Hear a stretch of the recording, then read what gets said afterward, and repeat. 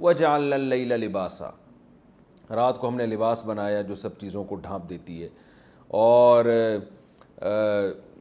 جو ہے وہ ڈھانپنے کا مطلب یہی ہے ہر چیز کو چھپا دیتی ہے، تو انسان بھی رات کو آرام میں آ جاتا ہے اور وہ لیٹ جاتا ہے۔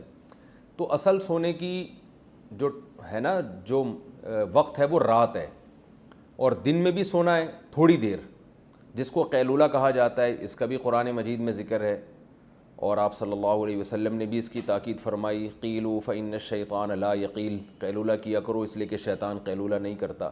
اور قیلولہ کسے کہتے ہیں؟ دوپہر کھانے کے بعد تھوڑی دیر آرام کرنا، یعنی کہ لمبی تان کے لمبی سو گئے، ایسا نہیں ہے، تھوڑی دیر، شارٹ نیپ جسے کہا جاتا ہے انگلش میں۔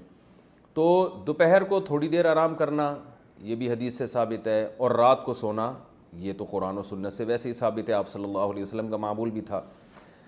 البتہ لمبی تان کے جو سونا ہے یہ قرآن و سنت کے خلاف ہے، جیسے کہ آج کل ہم سوتے ہیں، سو رہے ہیں تو پولیس آتی ہے اٹھانے کے لیے۔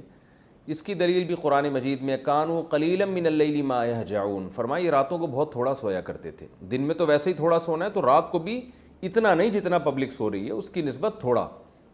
تو صحابہ کرام کی اگر ہم نیند دیکھتے ہیں، صحابہ تابعین کی، تو وہ نیند بہت تھوڑی ہوتی تھی۔ یہ جو آج کل مشہور ہو گیا نا 8 گھنٹے سونا صحت کے لیے ضروری ہے، یہ بالکل غلط ہے۔ اس کا کوئی معیار متعین نہیں ہے کہ کتنی دیر سونا صحت کے لیے ضروری ہے۔ شریعت نے ہمیں، پہلے میں شریعت کے حکام اس بارے میں بتا دوں، پھر اس پہ انشاءاللہ جدید تحقیق کو بھی میں پیش کروں گا آپ کے سامنے۔ تو پہلی بات کیا ہوئی؟ دن میں بھی تھوڑی دیر آرام کرنا ہے ہم نے، اور سونا جو زیادہ یعنی جو پراپر سونا ہوگا وہ رات میں ہوگا، وہ دن میں نہیں ہوگا۔ ایک بات یہ پتہ چلی۔ دوسری بات ہمیں یہ پتہ چلی کہ قرآن کہتا ہے تھوڑا سوتے ہیں، جتنا پبلک سو رہی ہے نا یہ بہت زیادہ سو رہی ہے، اتنا زیادہ نہیں سونا۔ یہ دوسری ہمیں ہدایت قرآن سے پتہ چلی، قرآن و سنت سے۔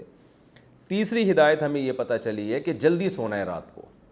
رسول اللہ صلی اللہ علیہ وسلم نے عشاء کے بعد نہ سونے کو اور گپیں مارنا، اور جیسے ہم لوگ کر رہے ہوتے ہیں آج کل، تو اس عمل کو بھی ناپسندیدہ قرار دیا ہے۔ عشاء کے بعد آپ صلی اللہ علیہ وسلم سو جایا کرتے تھے، جلدی سونے کا معمول تھا۔ تو یہ 3 چیزیں آپ اگر جمع کر لیں اپنی زندگی میں، تو اسلامی تعلیمات جو سونے کے بارے میں ہیں اس پر بھی عمل ہو جائے گا، اور صحت بہت ٹائٹ ہو جائے گی انشاءاللہ۔ تو یہ جو ہے نا کہ کم سونا، یہ جبھی ممکن ہے کہ جب آپ سونے کی اس ٹائمنگ کو فالو کریں جو قرآن و سنت نے ہمیں بتائی ہے۔ اچھا، اس میں ایک بات یہ بھی ہے کہ آپ صلی اللہ علیہ وسلم عشاء کے فوراً بعد سو جایا کرتے تھے، پھر بہت جلدی رات کو اٹھ جایا کرتے تھے، پھر بہت لمبی لمبی تہجد پڑھا کرتے تھے۔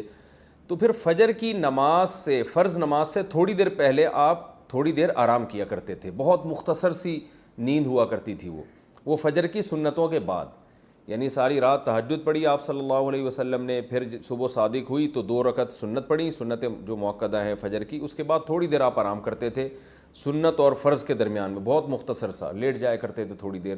تو یہ بھی ہے، تو یہ اگر آپ ٹائمنگ فالو کریں نا، اس میں بہت فائدہ ہے صحت کو۔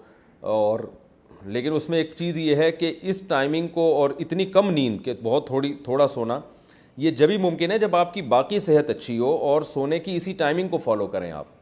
اگر آپ عشاء کے فوراً بعد سو جائیں تو آج بھی میڈیکل سائنس کہتی ہے تھوڑی دیر سونا، یہ اس وقت کا تھوڑی دیر سونا کئی گھنٹے سونے کے برابر ہوگا، آپ کو اتنا فریش کر دے گا۔ اور اگر آپ رات کو دیر سے سوئیں گے تو کئی گھنٹے سو کے بھی وہ راحت آپ کو حاصل نہیں ہوگی جو جلدی سونے میں حاصل ہوتی ہے۔ اس لیے کہ میڈیکل سائنس کہتی ہے، جو ہم نے ڈاکٹروں سے سنا ہے، کہ ایک دماغ میں کیمیکل نکلنا شروع ہو جاتا ہے رات کے وقت میں، اور وہ ہمیں سلانے کی طرف لے کے جاتا ہے۔ اگر ہم وہ نہیں سوتے تو اس کا پھر نقصان یہ ہوتا ہے کہ بعد میں